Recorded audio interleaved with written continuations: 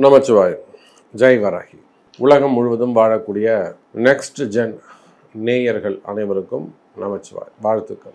அசுர பலம் பெறும் ஆவணியில் அசுர பலம் பெறும் அசுப கிரகங்கள். அது என்ன அசுர பலம்? அல்லது பலம் பெறும் தீய கிரகங்கள் அப்படி கூட வச்சுக்கலாம்.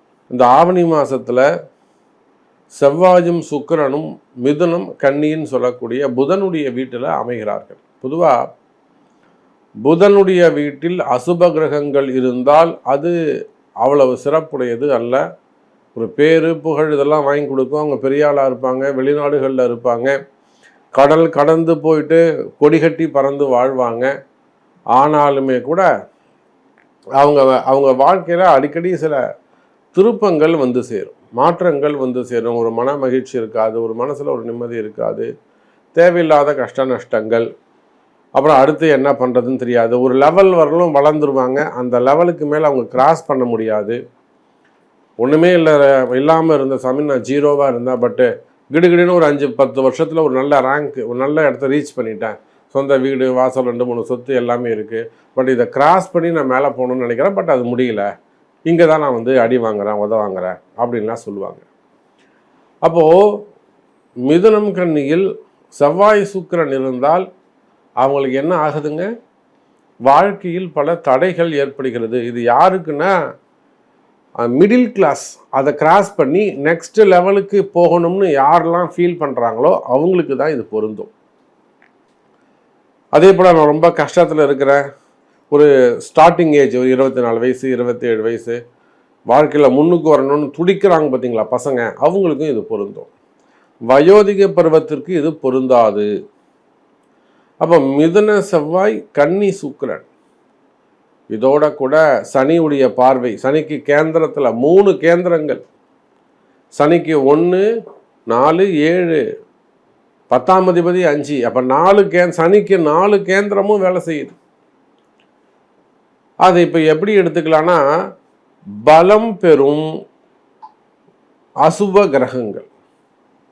இது பலம் பெற்றதுன்னா ஒரு சில இடங்களில் உங்கள் ஜாதக பிரகாரம் அது விபரீதமாக ராஜயோகத்தையும் கொடுக்கும், விபரீதமான மாறுபட்ட தலைகீழான பலன்களையும் அது கொடுக்கும். இதில் 50% இருக்கும், அதில் 50% இருக்கும். இதெல்லாம் உங்கள் பர்த் சார்ட், உங்களுடைய பிறவி. இப்போ உங்களுக்கு என்ன தசாபுத்தி நடக்குது, அந்த தசாபுத்தி உங்களுக்கு ஃபேவரபுளாக இருக்கா? ஃபேவரபுளாக இருந்தால் அடித்து தூள் கிளப்போம், தட்டி தூக்கும், நல்லா அதிர்ஷ்டத்தை கொடுத்துரும், வாரி வழங்கிடும், நல்லபடியாக கொண்டு போகும், மன மகிழ்ச்சி, ஒரு ஏற்றம், அது எல்லாமே வந்துடும். சப்போஸ் அந்த தசாபுத்தி நல்லா இல்லாமல் இருக்குனாக்கா, நான் சொன்னதுக்கு அப்படியே ஜஸ்ட் அகைன்ஸ்டாக மாறுபட்ட பலன்களை அது கொடுத்து விடும். அப்போ இவ்வளோ கஷ்டங்கள் இருக்குது. இதில் இந்த செவ்வாய் சுக்கிரன் குரு சனிக்கு கேந்திரங்களில் இருக்கக்கூடிய அசுப கிரகங்கள் உங்களுக்கு என்ன பண்ணுதுன்னு பார்க்கணும். மெயினாக இதில் பில்டர்ஸ் அந்த தொழில் செய்யக்கூடியவங்க, கன்ஸ்ட்ரக்ஷன் ஃபீல்டில் இருக்கக்கூடியவங்க, கான்ட்ராக்ட் பிஸ்னஸ் எடுத்து பண்ண, ரோடு பில்டிங்கு அல்லது ரோடு ஒர்க்கு, இப்போ நம்ம நிறைய பார்க்குறோம், மெட்ரோ, அது மாதிரியான அரசு கான்ட்ராக்டு, ட்ரைனேஜ் கான்ட்ராக்டு, அந்த மாதிரி கான்ட்ராக்ட் பிஸ்னஸ் பஞ்சாயத்தில், அது மாதிரி கான்ட்ராக்ட் பிஸ்னஸில் ரோடு கான்ட்ராக்டில் பிஸ்னஸ் எடுத்து பண்ணக்கூடியவங்க. அப்போ பில்டர்ஸ், கன்ஸ்ட்ரக்ஷன் ஃபீல்டு, கனிம வளங்கள், அதே போல் மெடிக்கல் காலேஜஸ் வச்சு நடத்தக்கூடியவங்க, மெடிக்கல் ஃபீல்டு, ஃபார்மா ஃபீல்டு, அந்த இடத்துல இருக்கக்கூடியவங்க, ப்ரொஃபஸராக இருக்கக்கூடியவங்க, சிஇஓவாக இருக்கக்கூடியவங்க, அதனுடைய முதலாளிகள், இதெல்லாம் இவங்களுக்கெல்லாம் ஒரு ஆட்டம் காமிக்க போகிறாரு, ஒரு பயம் காட்ட போகுது.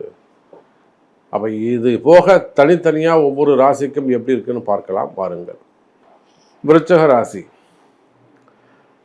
ராசி அன்பர்களே, இந்த ஆவணி மாதத்தை பொறுத்தவரையில் ராசிநாதன் செவ்வாய் பகவான் 8ஆம் இடத்தில் மறைவு.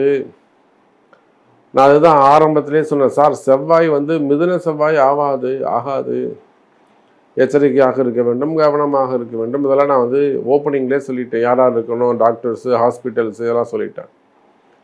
அதே போல் அதிகாரிகள் ரொம்ப எச்சரிக்கையாக கவனமாக இருக்கணும். அதாவது மிலிட்ரியில் இருக்கக்கூடியவங்க, காவல்துறையாக இருக்கக்கூடியவங்க, போலீஸ் ஆஃபீஸராக இருக்கக்கூடியவங்க, ஐஏஎஸ், ஐபிஎஸ், ஐஎஃப்ஆர்எஸ், மற்றும் கவர்மெண்ட்டில் ஒரு உயர்ந்த நிலையில் நல்ல ஒரு ஹையர் ரேங்க் பொசிஷனில் இருக்கக்கூடியவர்கள், இவங்க எல்லாருமே கூட குறிப்பாக அரசு அதிகாரிகள், அதிகாரம் மிக்கவர்கள், யூனிஃபார்ம் போட்டவங்க. அது யூனிஃபார்ம் போட்டவங்கன்னா போலீஸும் அவங்கள்ட்ட யூனிஃபார்ம் உண்டு, நர்ஸுக்கு யூனிஃபார்ம் உண்டு, டாக்டர்ஸ்க்கு யூனிஃபார்ம் உண்டு, அட்வொகேட்ஸுக்கு உண்டு, ஜட்ஜுக்கு உண்டு.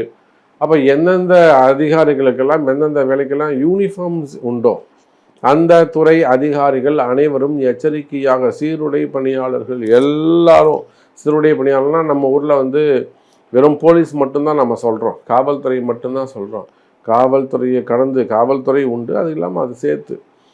அப்போது சீருடை பணியாளர்கள் எல்லாருமே எச்சரிக்கையாக கவனமாக இருக்க வேண்டும். மெயினாக வேலை சம்மந்தப்பட்ட விஷயத்தில், தொழில் சம்மந்தப்பட்ட இடத்துல.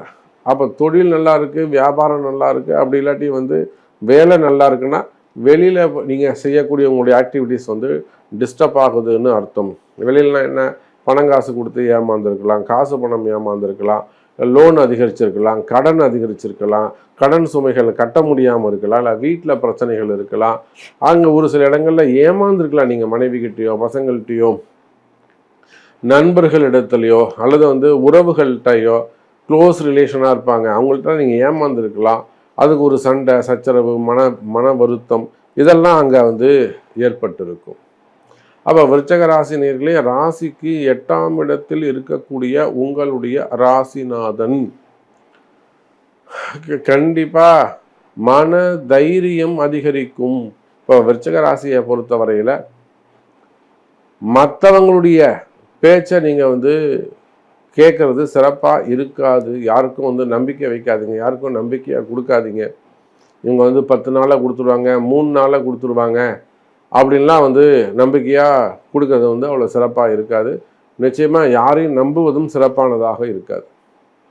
அப்போ கொடுக்கல் வாங்கல் நிகழ்ச்சிகளில், டிரான்சாக்ஷனில், பணங்காசில், ஃபைனான்ஸ் பிஸ்னஸ் பண்ணக்கூடியவங்க அல்லது நார்மலாக பணங்காசு ஒரு வீட்டுக்கு பக்கத்து வீட்டில் கூட 5000 ரூபா கேட்குறாங்க, ரொம்ப கவனமாக எச்சரிக்கையாக இருக்கணும், இல்லைங்கன்னு சொல்லிடணும். அப்போ அது மாதிரிலாம் பணங்காசு கொடுக்கல் வாங்கல் அதையே தொழிலாக செய்யக்கூடியவங்க, உதவி செய்யக்கூடியவர்கள், இதெல்லாம் கொஞ்சம் எச்சரிக்கையாக கவனமாக இருப்பது செலவு. அதே போல் மருத்துவ செலவுகள் மெயினாக அதுதான் அதிகமாகும். நல்லா இருந்தாங்க சாமி, திடீர்னு இது மாதிரி ஆயிடுச்சு, ஒரு 10,000 ரூபா செலவாயிடுச்சு, 20,000 ரூபா செலவாயிடுச்சு, 10 லட்சம் செலவாயிடுச்சு, இதெல்லாம் சொல்கிறாங்க. இப்போ முந்தானத்து கூட பார்த்தீங்கன்னா ஒரு அம்மா விருச்சக ராசி மாமியாருக்கு உடம்பு சரியில்லைன்னு 5 லட்ச ரூபா செலவு பண்ணியிருக்காங்க. இதில் என்ன சாமி ஆச்சரியம் இருக்குது? மாமியார்னா அம்மா தானே, காப்பாற்றி தானே, எல்லாம் உண்மை தான், காப்பாற்றி தான் ஆகணும். ஏஜ் ஃபேக்டர்னு ஒன்று இருக்குல்ல, 80 வயசு 84 வயசில் வயோதிக பருவம். அப்போ போய் நீங்கள் ட்ரில்லை போட்டு உள்ள பிளேட்டை வச்சு ஸ்க்ரூ போட்டு முடுக்கினீங்கனாக்கா அது தாங்குமா அந்த உடம்பு? அதெல்லாம் நீங்கள் பார்க்கணும் சிலதெல்லாம். அப்போ ஏஜ் ஃபேக்டர்னு ஒன்று இருக்குது, இதெல்லாம் கர்மா. அப்போ அந்த இடத்தெல்லாம் கொஞ்சம் கவனமாக, அங்கே தான் ஏமாறக்கூடாது, இதுதான் ஏமாற்றம்னு சொல்கிறேன்.